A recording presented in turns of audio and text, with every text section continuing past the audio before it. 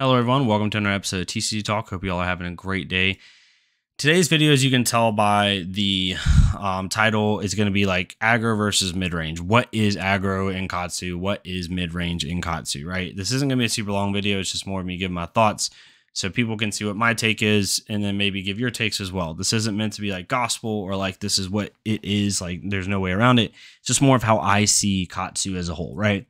So in Flesh and Blood, you have aggro, you have kind of mid-range decks, and then you have what we call control, right? Control is not like it is in Magic.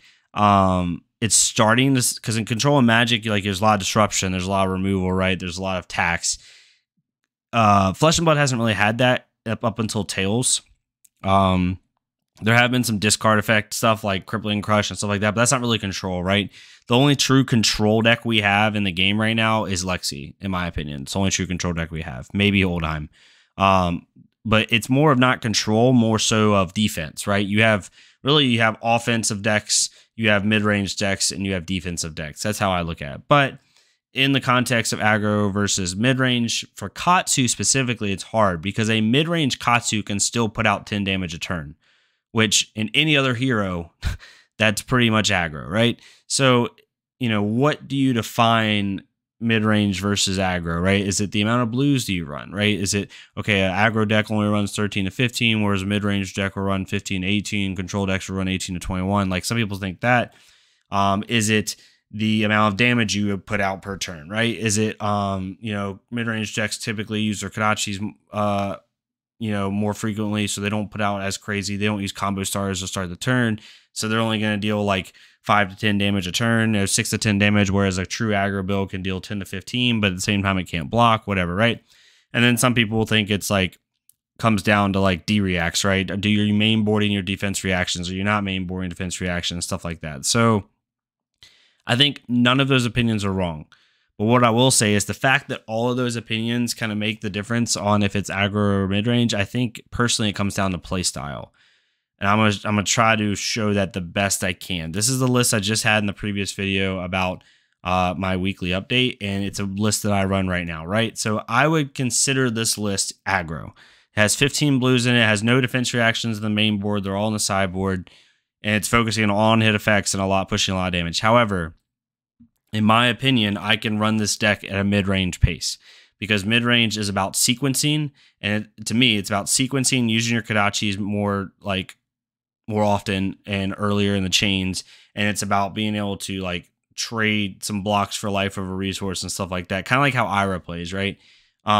So obviously, like I can go full aggro with this deck and start with a leg tap, start with Surging Strike, start with 100 wins. Use my Razors on Snatch, use my Snapdragons to kind of continue my chains, stuff like that, right? However, if I see my opponent's really blocking me out, or I want to make my opponent block more, I can also, for like not feels good type stuff, especially if it's not Guardian. Maybe I Kadachi more and more, right? Maybe I use my blues and Kadachi first and then come in with a leg tap at the end of chain 3, or come in with a Fluster Fist if it's in the turn.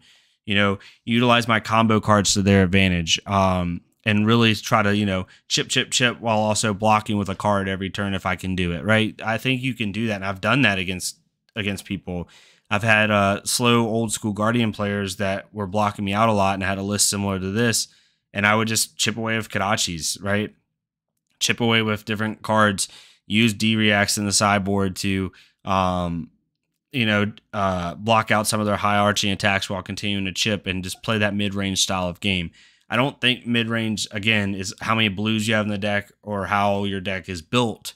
Yes, are there builds that tend to play more mid-range style over aggro? Sure. This build right here is more of an aggro style build than a mid-range. However, in the core of the thing itself, it's more about play style, and it's more about pace, and it's more about how you sequence. That is what defies aggro to mid-range, especially with Katsu. It already does that a little bit with Flesh and Blood in general, but with Katsu specifically, almost every build, unless you're running Ninja Turtle, is aggro.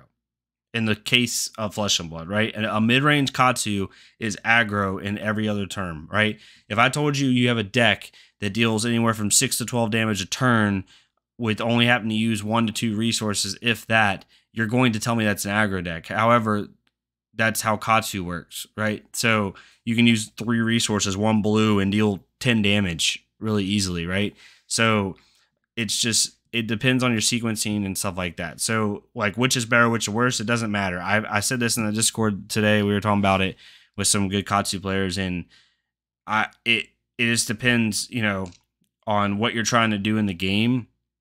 And which is better, it doesn't really matter. I think a great list with sideboard can pivot from a mid range to a aggro, even without sideboarding. I think a great list can play both ways. And there's a possibility of playing both ways. And in this meta, it might benefit you to be able to do that, right? So that's just my take on aggro versus mid range. It's not a gospel opinion. It's not me saying I'm right and everybody else is wrong. It's more of me saying this is how I perceive it. But I would love for other players, especially Katsu players in the chat, to kind of give me their take on how they see Katsu as far as mid-range to aggro. Like, how do they differentiate it? We obviously all know what Ninja Turtle, like, control Katsu looks like with sigils and with 6 to 9D reacts and all sort of crazy stuff. But overall, how do you perceive mid-range to aggro, and what's your thought process when building a deck or things of that nature? But hopefully y'all enjoyed this. Just a little quick form content to kind of get my thoughts on it, because I see it pop up a lot in the Katsu chat. So I want to see, what other people's thoughts are on it. But yeah, if y'all enjoyed this, please leave a like, comment, subscribe. If not me, go to another Fleshbug career, do the same thing for them so we can get more people seeing this game. And yeah, I will see y'all next time on TCG Talk. Thank y'all so much.